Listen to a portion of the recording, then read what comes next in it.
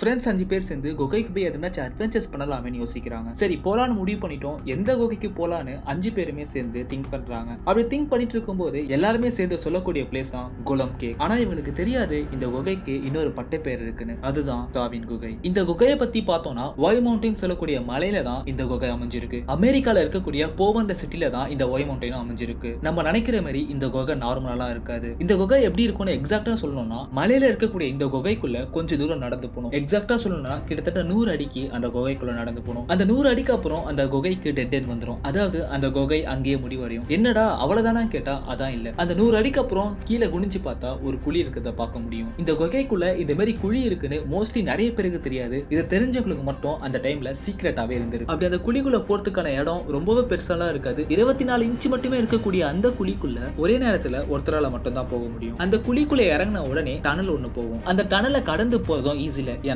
அந்த டனல் 4 அடி மட்டும் தான். அப்படி போனாலும் கீழே குனிஞ்சபடியே தான் போகணும். அப்போ அந்த டனல் அகலமாவாச்சு இருக்கும்னு கேட்டா அதுவும் இல்ல. அந்த டனல் உள்ள ஒரு டைம்ல ஒரு ஆள் மட்டும் தான் போக முடியும். அப்படி அந்த குழியில இருந்து 15 அடி மட்டுமே டனல் வழியா போகணும். அப்படி அந்த டனலை கடந்து போனோம்னா நம்ம கரெக்டா சொல்ல போனா இறங்கின இடத்துல இருந்து 15 அடி மட்டும் தான் அந்த டனல் வழியா போகணும். அந்த டனலை கடந்ததுக்கு அப்புறம் ரூம் மாதிரி இருக்கக்கூடிய அகலமான ஒரு இடம் இருக்கிறதா பார்க்க முடியும். அந்த இடத்துல கிட்டத்தட்ட 9 பேர் கிட்ட நிக்க முடியும். அதுக்கப்புறம் என்ன பண்ணுவாங்கன்னா எப்படி உள்ள வந்தாங்களோ அதே மாதிரி வெளியே போறதா இவங்களோட பிளான். இதுதான் இங்க இருக்கக்கூடிய அட்வென்ச்சர். என்னடா இது ஈஸியா தானே இருக்கு, ஈஸியா போயிட்டு வந்துருவாங்க நினைச்சோன்னா அதுதான் இல்ல. அந்த டனலோட ஹைட் 4 அடி மட்டும் தான். அந்த 4 அடிக்கும் தண்ணியால மூழ்கி இருக்கும். இந்த தண்ணியை கடந்து போனா மட்டும் தான் அந்த அகலமான இடத்தையே அடைய முடியும். இப்ப அங்க எக்ஸாக்ட்டா என்ன நடந்ததுன்னு தெளிவா பார்க்கலாம். இந்த சேனலை சப்ஸ்கிரைப் பண்ணலனா சப்ஸ்கிரைப் பண்ணிக்கோங்க. பெல் ஐகானை கிளிக் பண்ணிக்கோங்க. Welcome back to Sam's view. August 17, 2005 நம்ம இன்ட்ரோல பார்த்த மாதிரி 5 ஃப்ரெண்ட்ஸ் பிளான் பண்ணி நள்ளிரவு 2 மணிக்கு அந்த குகையை நோக்கி போறாங்க. குகை கிட்ட போன உடனே அந்த 5 பேர்ல ஒருத்தர் நம்ம ரொம்ப தூரம் இந்த குகையை நோக்கி நடந்து வந்துட்டோம், ரொம்பவே டயர்டா இருக்கு, கொஞ்ச நேரம் உட்காந்து ரெஸ்ட் எடுக்கலாமேன்னு கேட்டு அங்க எல்லாருமே உட்காந்து ரெஸ்ட் எடுக்கிறாங்க. அப்படி அந்த இடத்துல உட்காந்து ரெஸ்ட் எடுத்துட்டு இருக்கும்போது 5 பேருமே டிஸ்கஸ் பண்றாங்க. அது என்னன்னா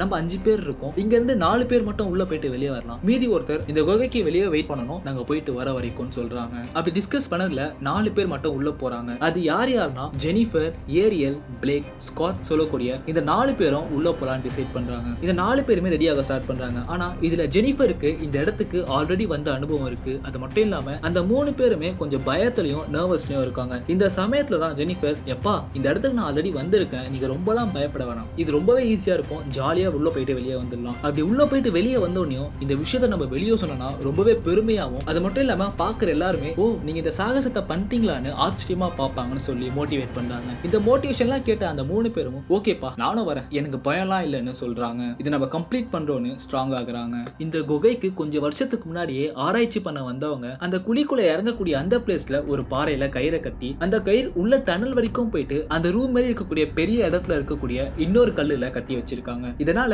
இந்த கயிறு ரொம்ப வருஷமா இந்த டனல்குள்ளேயே தான் இருக்கு. இந்த கயிறை புடிச்சிட்டு தான் இந்த இடத்துக்கு சாகசம் பண்ண வந்தவங்க உள்ள போயிட்டோ வெளியே வந்துட்டோ இருக்காங்க. அது மட்டும் இல்லாம இந்த 5 பேர் போறதுக்கு முன்னாடி ஒரு 7 மாசம் முன்னாடி தான் பிரெயின் லாம்பி சொல்லக்கூடிய மனுஷன் இதே இடத்துக்கு சாகசம் பண்ணலான்னு உள்ள வராரு. அப்படி சாகசம் பண்ணலான்னு உள்ள வந்தவர் அந்த டனல் வழியா கஷ்டப்பட்டு உள்ள போறாரு. உள்ள போயிட்டு அந்த ரூமையும் அடைறாரு. அகைன் ரிட்டர்ன் வரும்போது தான் பிரச்சனை ஆரம்பிக்குது. ஏன்னா அந்த டனல் வழியா ரிட்டர்ன் வரும்போது அவரால் வெளியே போகக்கூடிய வழியை கண்டுபிடிக்க முடியல. வழியை தாண்டி கொஞ்சம் தூரத்துக்கு போனதுக்கு அப்புறம் தான் அந்த டனலே முடிவடையும். அதனால அவர் வெளியே போகக்கூடிய வழியை தாண்டி அந்த டனலுடைய முடிவை நோக்கி போயிடுறாரு. அவர் தடவி பார்த்ததுக்கு அப்புறம் தான் தெரியுது அது எண்டுன்னு. அப்புறம் கஷ்டப்பட்டு அந்த டனலோட சீலிங்க கையால பிடிச்சி தள்ளி தள்ளி பின்னோக்கி வராரு. அந்த டைம்லலாம் இவரால் மூச்சே விட முடியாம ரொம்பவே கஷ்டப்பட்டு இருக்காரு. கிட்டத்தட்ட இதை நம்ம எப்படி சொல்லலாம், சாவை கண்ணெதிர்க்க பார்த்து இவர் கொஞ்சம் கொஞ்சமா மேல நோக்கி வந்துட்டு இருக்காரு. கடைசியா இன்னொரு கொஞ்சம் செகண்ட்ஸ் விட்டு இருந்தா இவர் உயிர் போகி இருக்கக்கூடிய செகண்ட்ஸ்ல தான் வெளியே வந்து நீண்ட மூச்சை இழுக்கிறாரு. என்னதான் ஜெனிஃபர் இந்த இடத்துக்கு ஆல்ரெடி வந்திருந்தாலும் இந்த இடத்த பத்தி இன்னும் முழுமையா ஜெனிஃபருக்கு தெரியாது. அதிகாலை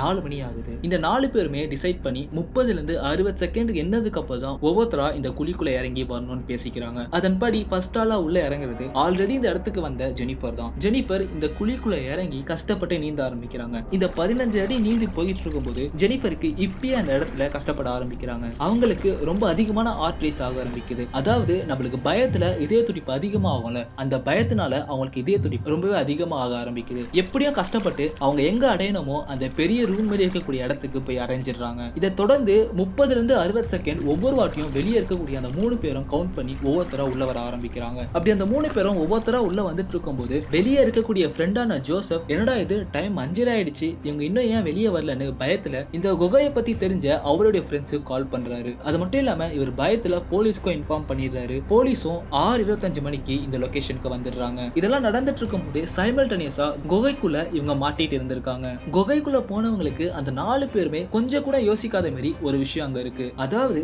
அந்த ரூம் மாதிரி இருக்கக்கூடிய பெரிய இடத்துல 78% நைட்ரோஜனும் பிற ஆபத்தான வாயுகளும் இருந்திருக்கு. அது மட்டும் இல்லாம 5% கார்பன் டை ஆக்சைடு இருந்திருக்கு. 17% மட்டும் தான் அங்க ஆக்சிஜன் இருந்திருக்கு. இதெல்லாம் தெரியாம இந்த 4 பேரும் அங்க போய் நின்னுட்டு இருக்காங்க. போன அவங்களுக்கு கொஞ்ச நேரத்துக்கு அப்பதான் ரியலைஸ் ஆகுது அவங்களால சரியா மூச்சு விட முடியலன்னு. ஓகே, இந்த இடத்துல நம்மளால மூச்சு விட முடியல, இங்க இருந்து நம்ம சீக்கிரம் போனோம்னு டிசைட் பண்ணி அகைன் மறுபடியும் ஜெனிஃபர் தான் வெளியே வரலாம்னு டிஸ்கஸ் பண்றாங்க. அது மட்டும் இல்லாம எப்படி உள்ள வந்தாங்களோ அதே மாதிரி 30 இருந்து 60 செகண்ட் எண்ணி தான் ஒவ்வொருத்தரா வெளியே வரணும்னு டிஸ்கஸ் பண்ணிடுறாங்க. இப்ப ஜெனிஃபர் வெளியே வரலான்னு மூச்சை இழுத்துட்டு தண்ணிக்குள்ள மூழ்கி நீந்த ஆரம்பிக்கிறாங்க. அப்படி நீந்தி வந்துட்டு இருக்கும் போது அவங்களால மூச்சு விட முடியாம ரொம்ப கஷ்டப்பட ஆரம்பிக்கிறாங்க. என்னடா இது இன்னும் வலி வரலையேன்னு அவங்க தடவிக்கிட்டே கொஞ்சம் கொஞ்சமா போறாங்க. வெளியே கட்டி இருக்கக்கூடிய கயிறை இவங்க பிடிக்காம போயிருக்காங்கன்னு தெரிய வருது. அவங்க கஷ்டப்பட்டு நீச்சல் அடிச்சுட்டு போறாங்க. ஆனா அவங்களால அங்க மூச்சு விட முடியாம கஷ்டப்பட்டு இருக்காங்க. இப்ப ஏரியலும் 30 இருந்து 60 செகண்ட் கவுண்ட் பண்ணிட்டு இப்ப நான் போறதுக்கான கரெக்ட் டைம் இதுதான் சொல்லி தண்ணிக்குள்ள முழுங்குறாங்க. தண்ணிக்குள்ள முழுங்கி நீந்தி வந்துட்டு இருக்காங்க. ஆனா இவங்களுக்கு தெரியாது அவங்களோட ஃப்ரெண்டான ஜெனிஃபர் இங்க உயிருக்காக போராடிட்டு இருக்காங்கன்னு. அப்படி ஏரியலும் கஷ்டப்பட்டு நீந்தி வெளியே போயிடலாம் நீந்தி வந்துட்டு இருக்கும் போது அவங்க தலையில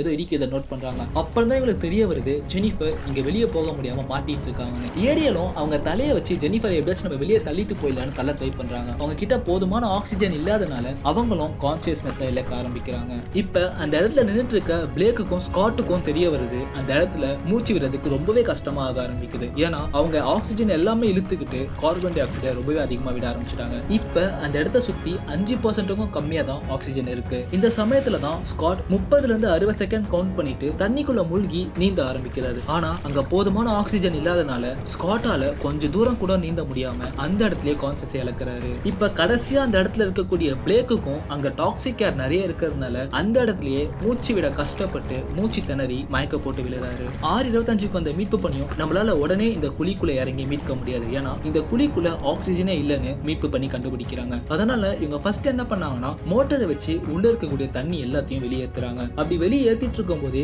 10 இருந்து 15 நிமிஷத்துல ஜெனிஃபர் தண்ணியில மிதந்துட்டு வரதா பாக்குறாங்க. இன்னுமே 1 ஹவருக்கு அந்த தண்ணி எல்லாத்தையும் வெளியேற்றினதுக்கு அப்புறம் தான் அந்த 4 உடலையும் போலீஸ் மீட்கிறாங்க. ஆனா அந்த 4 பேரையும் காப்பாற்ற முடியல. எவிடன்ஸா இருக்கக்கூடிய ஜோசப்பும் அட்டாப்சி ரிப்போர்ட் படி இவங்க 4 பேரும் தண்ணிக்குள்ள மூழ்கிதான் இறந்து போறாங்கன்னு ரிப்போர்ட் வருது. இதை தொடர்ந்து இந்த குகையை கவர்மெண்டால கான்கிரீட் போட்டு மூடப்படுது. இந்த இன்சிடென்ட் பத்தி நீங்க என்ன நினைக்கிறீங்கன்னு கமெண்ட் செக்ஷன்ல லீவ் பண்ணுங்க. அடுத்த ஒரு பேங்கர் வீடியோல பார்க்கலாம்.